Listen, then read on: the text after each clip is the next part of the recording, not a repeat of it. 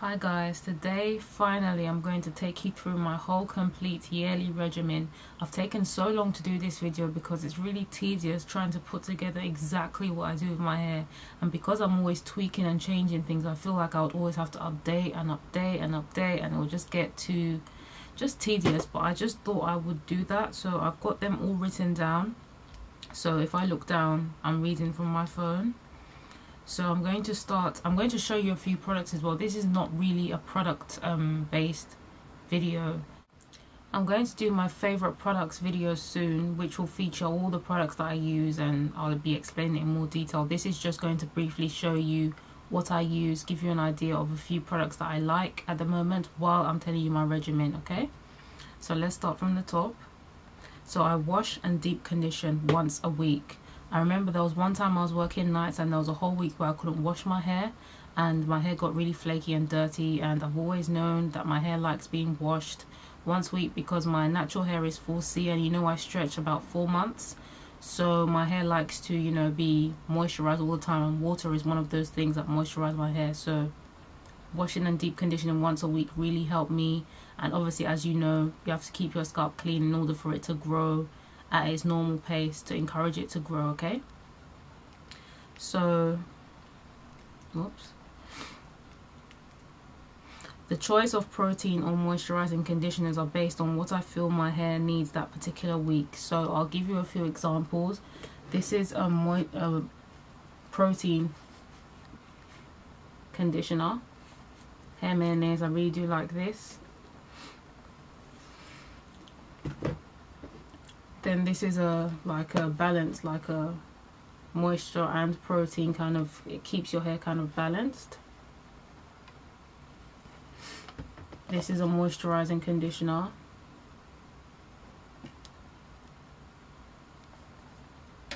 And also this Regimen, with this one, like I used to use it to co-wash and it didn't work out for me. Then I had this with me and I was wondering what I'd do with it.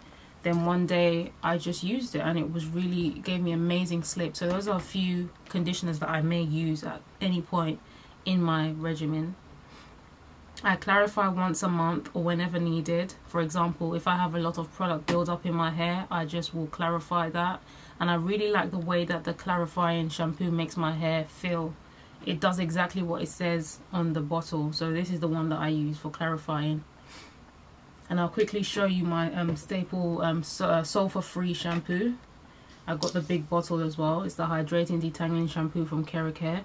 I really like this. So I use the steamer to deep condition with, yeah. So I'm currently doing that for this stretch. I started it at the beginning of this when I texturized, and I'm going to give you a full review when I texturize again to just see for myself how it works out for me. I no longer wash my hair in braided sections as it's too time consuming. I make sure my hair is in one direction when I'm massaging my scalp and the pads of my fingers move in an up and down motion, as opposed to a circular one which causes tangles. So remember before, if you're watching before, I used to wash my hair in braids, like loose braids, because I wanted to avoid single strand knots and tangles. But now it's too time consuming to be adding that extra step to my wash day, so I just go ahead and wash with my hair all loose. But there's a technique, of course, with this. There's always a right and wrong way to do things. What I meant, instead of massaging in circular motions, I just do up and down with the pads of my fingers. So circular motions, believe it or not, will cause tangles, so that's what I want to avoid. I moisturize and seal every day. I may miss one day in the week, but that's about it. So this is what I use to moisturize and seal. I've shown you before. I know some people don't pay attention or they don't watch my videos, but this is what I use because I always get asked. Hot 6 oil and the Proline Comb Through Softener. I don't really see many people using this moisturizer, but it really works for me. So that's what I use. I air dry in braids after every wash. I moisturize and seal with my staple moisturizer and oil, and then I braid my hair. I put my satin scarf on and leave my hair to dry till the next day. So that's basically what I do after my wash day. When my hair is wet, instead of blow drying, I air dry every single wash because heat doesn't do me any favors at all. I stopped using tea tree oil on my scalp as it seemed to be drying to my scalp. So I now massage the hot 6 oil into my hair instead of using the tea tree oil. I didn't really see what the tea tree oil did. After that review that I did, I thought about it and I used it again, and I kind of experimented, and I just thought, let me just stop using this because the smell is too overpowering as well. My family are complaining. It's just not really doing me any favors. It's not worth me continuing using it. I use heat once a year, which is straightening.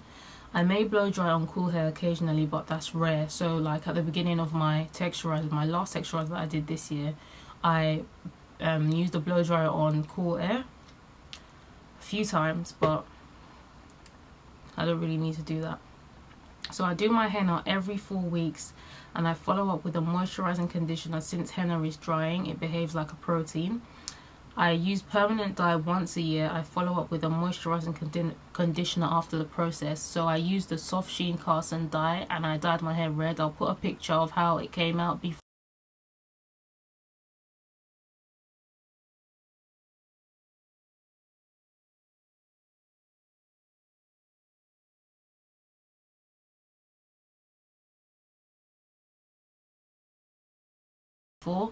I didn't really mention it because it wasn't really important. It was just like a tint, just to add to the henna, that, you know, because I use henna and it gives me a tint. I wanted to bring that tint out a little bit more. So this is the henna that I use, in case anyone was wondering, and I do this every 4 weeks. If you want me to show you how I dye my hair, because I plan to do it in January before my birthday, which is in February, yay! So if you want me to show you how I do that, then please let me know, but if not, then no worries.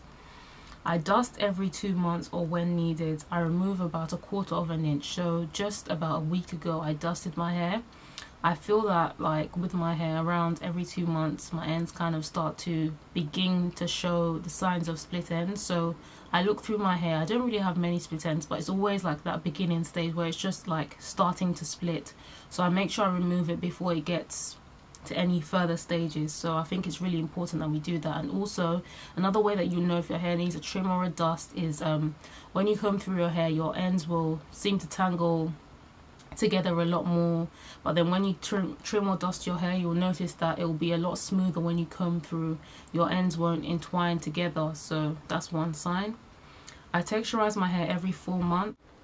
So I was saying I texturize every 4 months. I'm thinking of changing it to 3 months, and I keep going back and forth with these thoughts, so that's how I know that I actually really want to do it. So next year I might just texturize every 3 months, just to enjoy my hair a bit more, because I'm always in protective styles. I've done so well so far, and I just think that I texturize 3 times a year, so adding one more really won't hurt, in my opinion.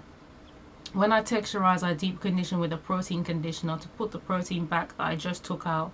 That's very important, and there's so many texturizer videos. You can go and watch how I do them, and I am going to record my January texturizer video just to show you clearer, because you know what happened last time, my battery died, so I want to do a more detailed video.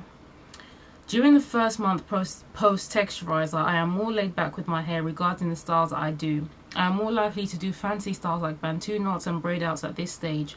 After this month, I transition back to doing my buns, just styles that keep my hair out of my way and my ends protected. Low manipulation has really helped on my hair journey. So yeah, that's that. I comb my hair briefly every day whenever I need to. I am gentle with the comb, so I don't feel the need to abstain from it. My hair does well constantly being detangled and put in its place, so I can't really do the no comb for a week thing, because I need to comb my hair, because most of the time I'll have new growth and I start from the ends, comb my hair gently up to the top. So that's something that my hair likes. It likes to be detangled and, you know, put in its place.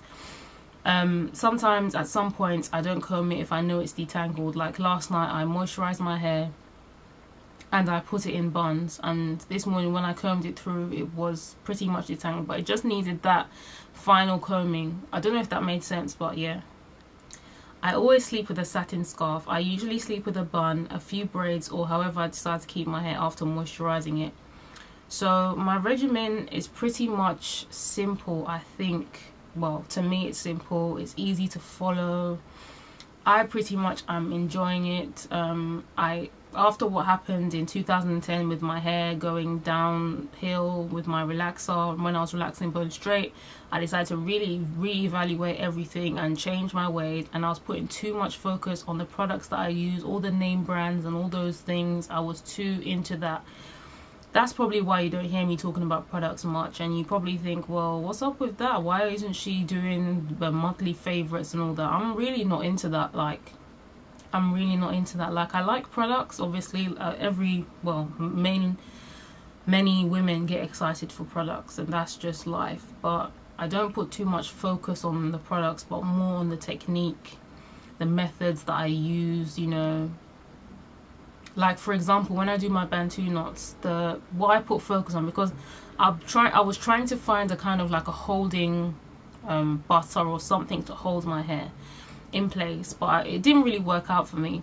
So I just use my moisturizers, well, my moisturizer. I just use this, and when I say technique, I mean, like, okay, I'll leave my Bantu knots in for like a day and a half, or if I can for 2 days. If I'm not going anywhere, I'll leave it in for 2 days, and that time will mold my hair and it will give it that hold. So when I take it out, it'll be more held in place instead of using a butter that will probably dry my hair out. So that's kind of what I mean with technique. So I hope you get the idea. I hope you enjoyed the video, and I'm currently working on a week with my hair, so you will see that the week will end on Tuesday, so I should upload it after Tuesday or on Tuesday or whatever the case may be, but definitely I will upload that video next week. Any more requests, let me know. I'm trying to get out these videos as much as I can. Thank you so much for watching. Hopefully you watched till the end of this video, because, you know, if I get questions that I've already answered, then I'll just refer you back to this video. So thank you so much for watching, and I hope you enjoyed. Bye.